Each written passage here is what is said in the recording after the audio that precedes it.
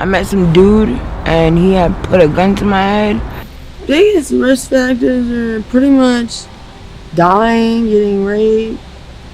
Risk your life when you get in the car. There's no guarantee you're coming back. What I'll do is they'll pay me, and then all of a sudden they pull a gun out and they want the money back. I had to beg him actually to go pee, and then he was like, alright, but you gotta get out with none of your stuff on. You do the sex work to get the drugs, to get the money for the drugs. If I wasn't on drugs, I wouldn't be doing this for the eyes.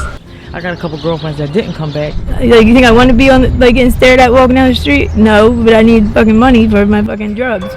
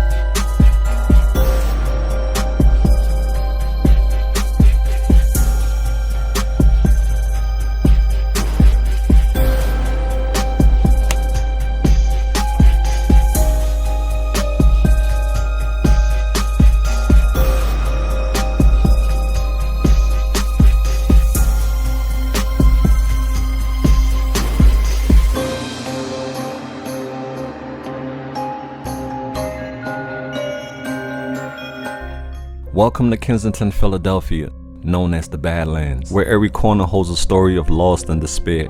Today we face a harsh reality. Get ready for an eye-opening journey through the tough streets of Kensington, America's largest open-air drug market. Welcome to AML Films. Tap the subscribe button and give us a like for more stories. My definition of dates are pretty much going out with a guy and engaging in sexual intercourse for money. The most scariest experience that happened to me while I've been out here was I was held at knife point and robbed and made to strip all my clothes as well and walk down Kensington Ave, go leave that way. So yeah, when someone tries to hurt or take advantage of me, I defend myself. I pepper spray, I mace, scream, kick, punch, do whatever I can to survive. The definition of a date is either sexual favors for money or a man just paying for your time, I guess. Do I feel safe when I'm on a date? Why or why not? No, I really don't, because they're strangers. At the end of the day, they're there for a malicious reason. They want your body. So no, I don't. I grew up on Lippincott Street with my dad, his mom, and my mom until age 13, and then I went up to the Northeast with my grandma, my mom's mom, and my 14th birthday. My mom picked me up in a stolen car and I took a case for her and did juvenile life. And then got out at 18. So that's my growing up and where I was from. What brought me to Kensington? The drugs. Because my city doesn't have any drugs up there. And it's cheaper up here. It's depressing. It takes away a lot of my time from normal shit. Work, my kids, family. So, I don't know, it makes you feel alone. New Year's Eve, I met some dude and he had put a gun to my head and made me basically give him sexual favors for free for 2 hours straight in an alleyway. I ended up telling him I had to pee and I had to beg him actually to go pee, and then he was like, alright, but you gotta get out with none of your stuff on. So I got out the car with none of my stuff on, and then I ended up running from there. Did you report that to the police? No. Tell us about why girls don't report stuff to the police. Why? Because what we're already doing is illegal. and because some of us may have warrants. Yeah, if you want it. So the guys that come out here, I feel like they choose the girls in addiction because they know, for lack of better words, desperate. They feel better than, like, I feel like it gives them like a kind of like that's like a little high in themselves, like, oh, like this girl like needs my, like, I don't know how else to word it. Like, it gives them like confidence, or they don't have confidence to approach a female that is not on drugs. Like, they had problems maybe in high school and they're too shy, so they just know that they can get what they need for a price and then not have to like form like an emotional relationship with them, because they are like that. It's like a lot of them are like children. It becomes expensive, and easiest way I guess to pay for drugs sometimes is doing sexual favors. Easiest way to get money. I got involved, well, when I started popping perks, and then I got prescribed perks by a doctor, and then that became too expensive to buy on the streets after I was cut off. And then so I started, somebody introduced me to fentanyl, and it was cheaper, easier to get, so I started using Fetty, and I've been on it since 2018. What all have I lost? Kids, family, normal life, house, cars, everything, pretty much. Don't want to live this life, but I mean, it's became a new norm for me. I don't know, I got caught up in it. I don't know, it's normal now. Alright, so I go to the Avenue and do dates. That's how my income at the moment. Sometimes, like, when I can keep a phone, I meet like regulars, which I don't like to call that, but that's like the terminology. But when you can't, you gotta meet somebody new, and that's not. I like to think that I'm smarter than them, that I can tell who is gonna like hurt me or rob me, but I can't. I mean, if I think that, I just don't go with them at first. Like, I just start. But a lot of them, this is what they come out to do. They come out to hurt us girls. That's what they like, and that's why I need to be high for real, because I would not be able to do it not on drugs, not high. Like I came out today, right? And the stuff that I got wasn't good enough, like, to what I had needed. So like my anxiety was through the roof. So I'm like, oh my God, this guy's a cop. Like, this guy's gonna hurt me. Like, all paranoid walking around.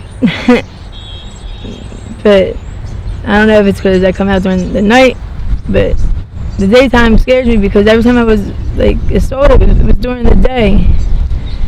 Like, strangely enough. I'm doing this for like seven years in this line of work. I've been working the streets for about 4. I was online and working that way. So when I first came out, I didn't know that the streets are not like online, and they're kind of more vicious. Everybody's not good people, I guess, for lack of better words. So when I first came out, that's when I learned quickly not to, if they drive too far, get out don't even, go out of, a certain area with them. And then if I'm sick and I need the money, every time I do not follow that rule, it seems like some nut shit happens. Challenges I face out here are the people that sit around and watch and wait for me to get out of a car so they can rob me. Raped for real. And what I'll do is they'll pay me, and then all of a sudden they pull a gun out and want the money back. It's like, bro, are you serious? It's not like you didn't have to do all that. And it's a lot of the younger, I like to think I can differentiate who's going to hurt me and not, but 9 times out of 10 it's the 20 to 30-year-olds that are hurtful. So how I protect myself is I carry mace. I used to wear wigs, so when they try to grab me and assault me, they got a wig and it's not my real hair, so I can get out. And mace, honestly, because that's the best. But when you mace somebody in a car, it also maces yourself, because it's this closed environment. So you gotta be mindful. I didn't because then you're macing them, you're macing you, and then you gotta get away too. Well, this line of work is definitely very dangerous, for real. People be like, oh, girls have it easy. You really don't, because you're putting your life at risk every single day, and it's fucking terrifying, for real. You know how many times I would never, if I knew when I picked up this is where I would be, I would not. When I was on drugs, I'd not do this shit. I wouldn't. I used to come down a cop and be like, damn, how do them girls do? I would judge them. But then I got a habit, and I needed a substance to function, and I became one of them. And it fucking sucks. It really does. Everyone looks at you like you're a piece of dirt. You think I want to be on getting stared at walking down the street? No, but I need fucking money for my fucking drugs. I don't want your boyfriend. I don't want your husband. I don't so all the females be like, ugh. Bitch, do you think I want to be out here? I'm by myself. I've worked with others in the past, but in the end, they're not. It's just what is your money is all of a sudden divided, and then it becomes expected the other party, or they fucking people are only out for themselves. I've noticed. So I say to myself, I make my couple dollars and try to go back in, away from this area, now that I'm able to. For a while I wasn't able to.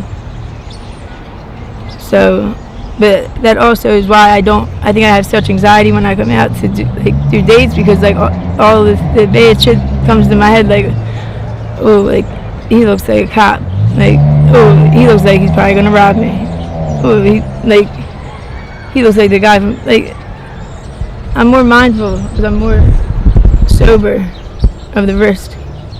Yeah, the worst thing that happened to me, it was the middle of the day. I wasn't even doing a date, but I was dressed as if I do dates, and this dude came up to me, and I see 2 feet just next to me, and I just feel this knife to my neck, talking about if you scream, bitch, try. Or he said something threatening, I don't remember, but I knew he was stand up and come and basically come at me, right? And I'm like, fuck that, you're gonna have to lift me up. and so he picked me up, and like I kicked him, right? So then he let me go, because I guess it kind of hurt getting kicked in your balls. And I ran, but I tripped. My boot got caught in the cement.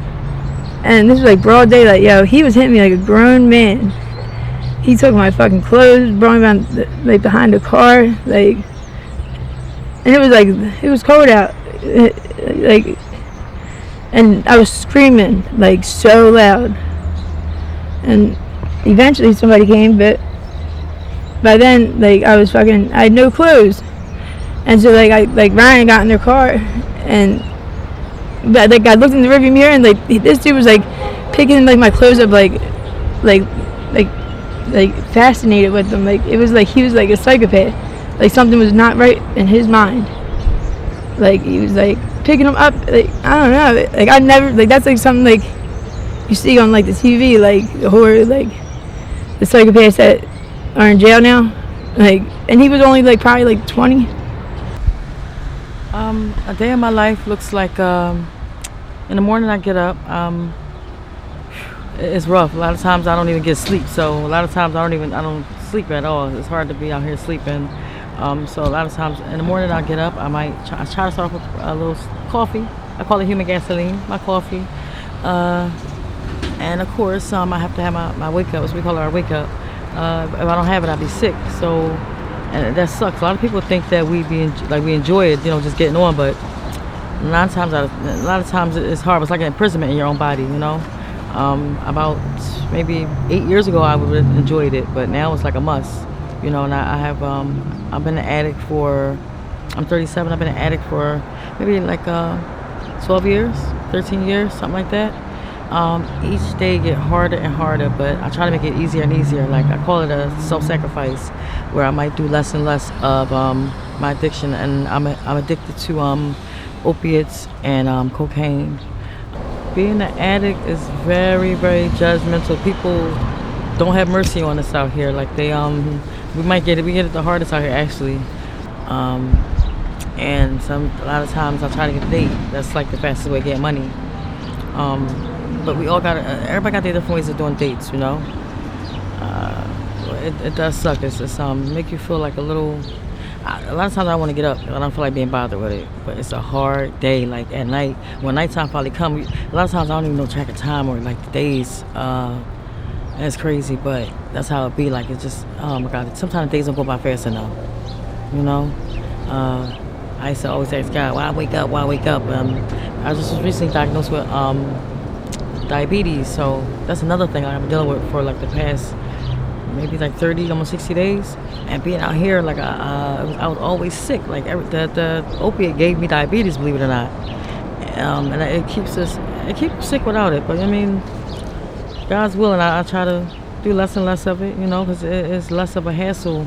The less you do, the less struggle you have, and it hurt. It is painful. My life before coming to Kensington, or like being really addicted, I was actually doing so good. It was unbelievably good. I was going to church. I was always with my family. I was bigger than this.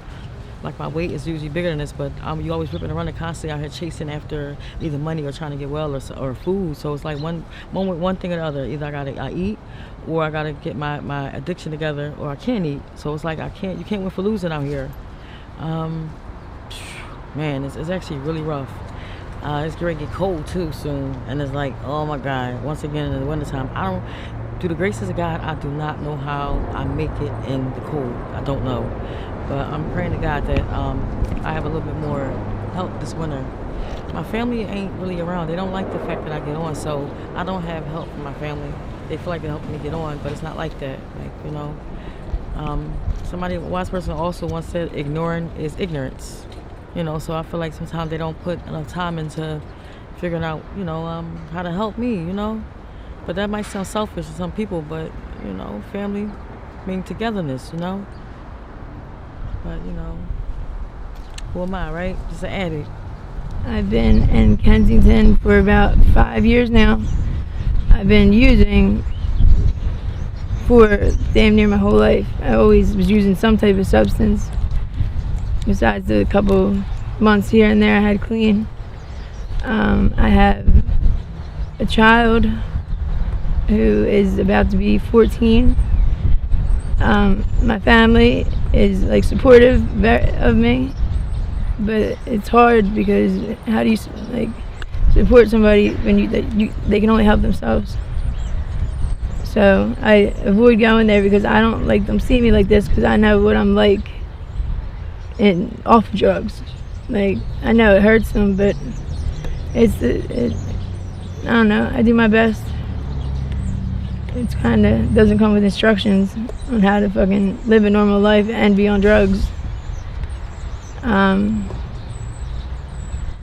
Yeah, so I got out of a relationship a year ago, and I didn't realize how much it was taking from me and distracting me from like bettering myself. And so actually it was a blessing. It hurt at first, and because like I relied on him to identify who I was. Like, he was my distraction from trying to get the fuck out of here. Like, I don't know, you can't say you love somebody and then watch them jump in and out of cars and be okay with it. That's not love.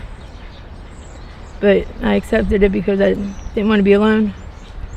Now I don't even want to be out here, so I'm damn sure I'd rather be alone so I can get out of this area and work on changing more. Okay, so I grew up in Clifton Heights. It's in Delaware County, and then I moved to Drexel Hill, and then I was always in Delaware County, but then I came to Kensington and it sucked me in. So now when I go out there, I feel like the cops are just like staring at me, because then you can tell somebody on drugs. Like, you can tell somebody that runs around Kensington. You don't fit in with normal people. You stand out no matter how much you take care of yourself. There's always that one thing that gives it away. Whether it's like the scars, the nodding, like anything. Your voice, like all that. Your fucking shoes give it away, for real. But yeah, so growing up, I was always trying to be like my brother, to be honest. And he struggled with mental health and addiction, but I didn't notice at the time. I was looking up to somebody who didn't have any positive role models to follow themselves. So then my dad passed away when I was 15, and he was like the one always on, like, making sure I didn't sneak out. If I snuck out, he was at the front door. Like, he had me in line. But then that was gone, and I felt like I didn't have I guess anybody that cared, for lack of better words. Even though I definitely did. Yeah. I got pregnant at 16. I had my son. I kept it together for a little bit. But then I started with perks.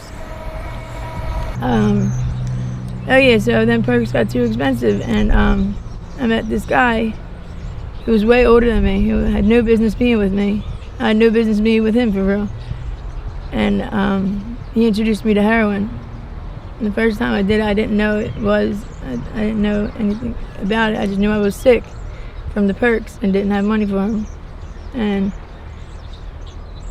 all of a sudden, that opened a door I couldn't shut for like up until now.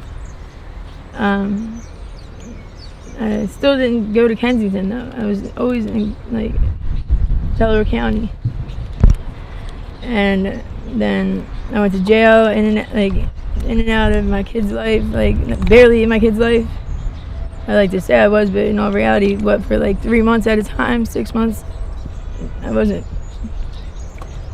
But I like to, at the time, tell myself, But so what happened next? How to find Kensington? Oh, I went to a certain messaging clinic, and somebody brought me down here because I felt like I could use one time, and then it became every day. That was like very quickly, within a week. I stopped going to work. I stopped caring about anybody, especially myself. So I stopped doing my schoolwork, stopped going to work, stopped taking care of, stopped paying attention to my family. So I was only worried about hiding my use until eventually you can't hide it. Oh my God! I was telling y'all earlier in this that I've been out here for going on like 4 or 5 years, on and off, on the streets by myself.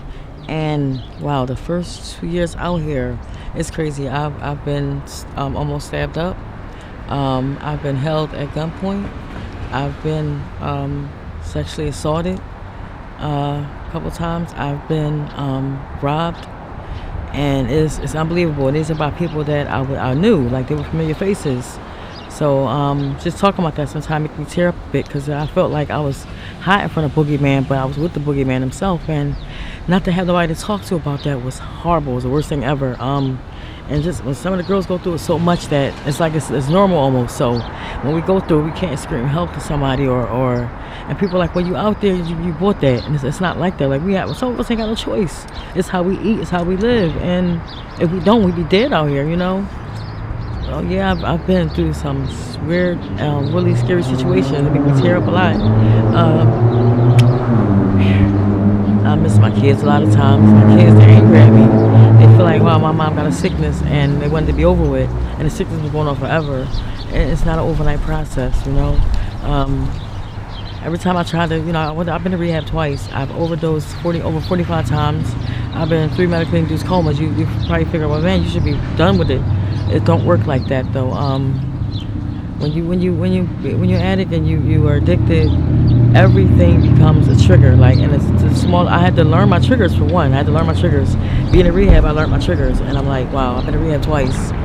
And it's crazy because we all kind of sing the same song, but we just handle it different. Well, a couple of ways I stay safe out here. Just being by myself as a female.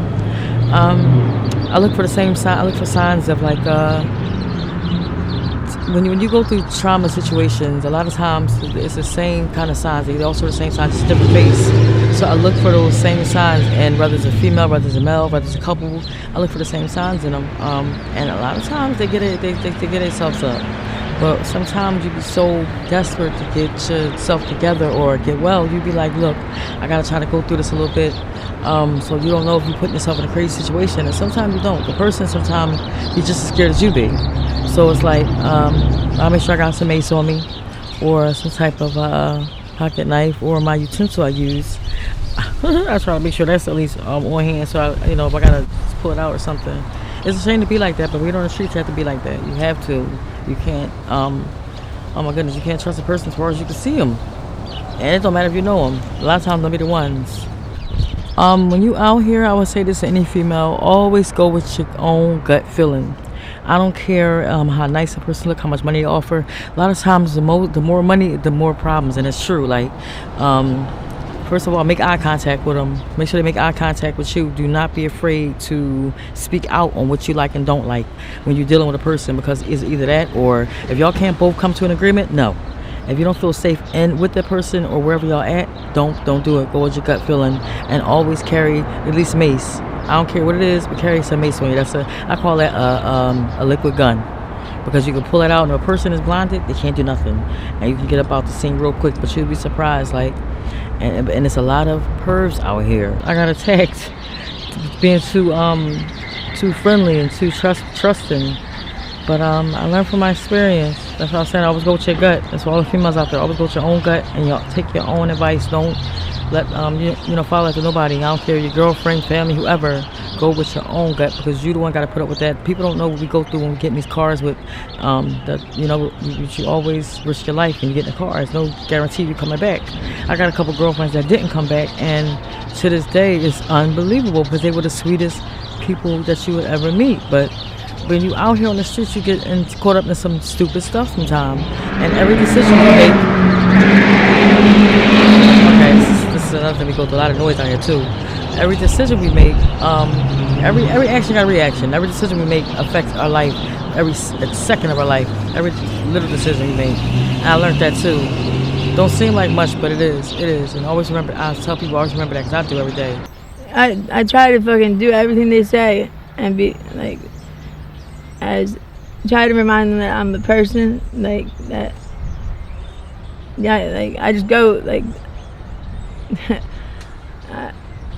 I just do like follow what the like fuck they are going with. I say whatever they say. I do whatever the fuck they're gonna do, and I whatever I have like to get the fuck away, to get out of that situation and remind, and then like act like, then I like have to like tell them even after, like, don't worry, it's alright, like it's not, like a lot of times they'll be like, that wasn't me, right? Like it's like I'm like, yeah, I know, like yes the fuck it is, but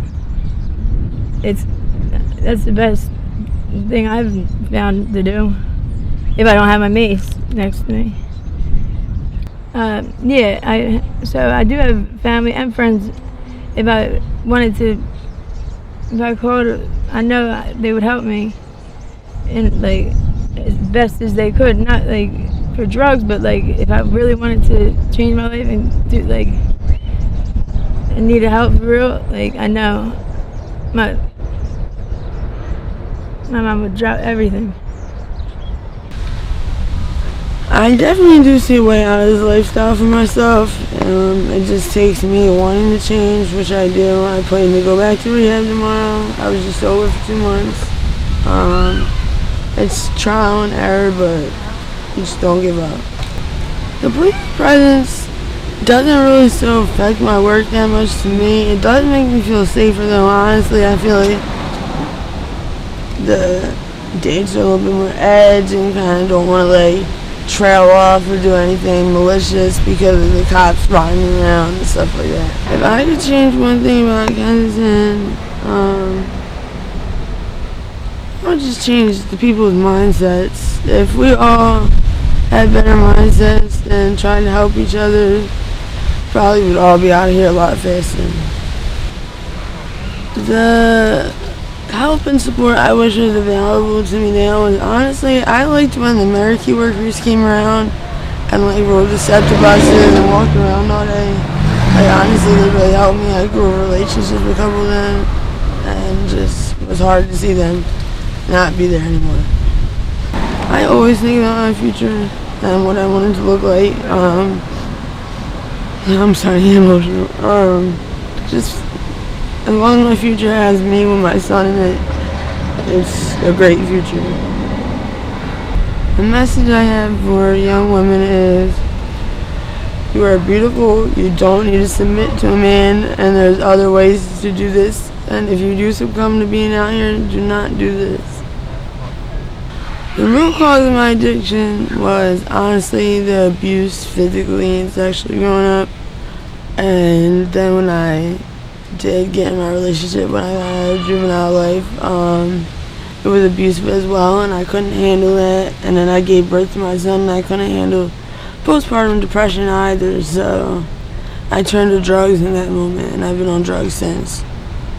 Do you see a way out of this lifestyle? Right now, no. Not at the moment. I don't know. I mean, at the moment, I don't see a way. Not right now, no.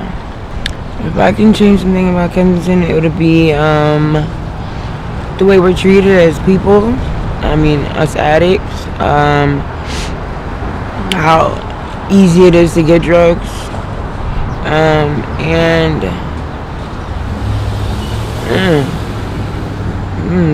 That's really it. The type of help or support wish, because there is a lot of help and support, but for family support, I wish I had more like my family, or I don't know. I just feel like I need somebody. Like I need that push. Right now, I have my mom, but so yeah, I wish I had more family support outside of all this. Yeah. My short-term goals is going back to school, be more involved in my kids' lives, and to get out of Kensington. My message for young women, it would be don't, and basically do not pick up the first drug. It might all seem like fun and games in the beginning, but it's not. It's really it. So by this time next year, I really am hoping and working towards not being in Kensington. I'm trying to be off of drugs in my family's life, but it's so hard. Like I don't know how to get off of this drug. So my ideal life that I want for myself, it seems like out of reach a little bit because of this drug. I don't know how to I'm scared of the withdrawal, but I'm doing my best. I'm gonna try the methadone clinic again. There's one by where I live, so I'm gonna try that. It works for me before, but as long as I stay away from the people there, I think I'll be all right, to be honest. If I could change one thing about my life, I wouldn't be on drugs doing dates in Kensington. Absolutely not on drugs, period. I would not be here in Kensington, definitely. I think that's two. I'm a people person for one. A lot of people around me say I got an amazing personality for one. I love to sing. I don't know, I like invites to different shows and stuff. Give me a tryout. I do hair. I do lashes and stuff. I'm trying to get better with promoting that. Like my mom, I did her hairstyles a lot. I did my girlfriend hairstyles, so I'm actually getting some pictures and put them up online. So people, if y'all can just give me a tryout. I mean, even women, y'all going to work, I do lashes amazingly. Like my lashes are done. I could use a touch up, but within seconds, if you can go on lunch break, within 5 minutes, your lashes are done. Give me a tryout. I mean, whatever skin color, don't matter. I do hair of all colors. Innocent money, I'm gonna call it. Like it always gotta be, and it's not always for drugs. I use that money when I get money. I use it for my priorities come first. I have to dress. I need clothes. I need cosmetics. As you can see, I don't just take money and get on with it. I'm not even with that no more, because now it's to the point where using it as a band-aid don't even work. So it's not like that, and that's on my soul. When you see me, if you ever see me wherever I'm at, I'm always outgoing and smiling. I don't like bad vibes. I don't like negativity and stuff like that. I'm always positive. I walk it like I talk, and I practice what I preach. I do. Yeah, my hopes for the future, I'm hoping to get back here with my family, my kids, especially. My kids are big. They're getting big now, and I feel real blessed with that, because they are very well raised and meek, and I'm so glad they're honorable kids. I want to get back in with them. I want their forgiveness, and I need to make amends with them. I used to always feel like I should have to make amends, but yes, even with our kids, we got to make amends. I mean, I'm hoping to get back on my family. I want to come off the streets. I want another chance. We get chance after chance. I haven't burnt my bridges with my family. I can always go, but I don't want to. I got a problem following the rules. No matter what, they treat me like an addict, and I don't like it. So I'm hoping to get my house and everything, and I want to get back in with that. My addiction was always keeping up my house and cleaning. That was my addiction, singing and being with my family. And cooking. That's my main addiction, really.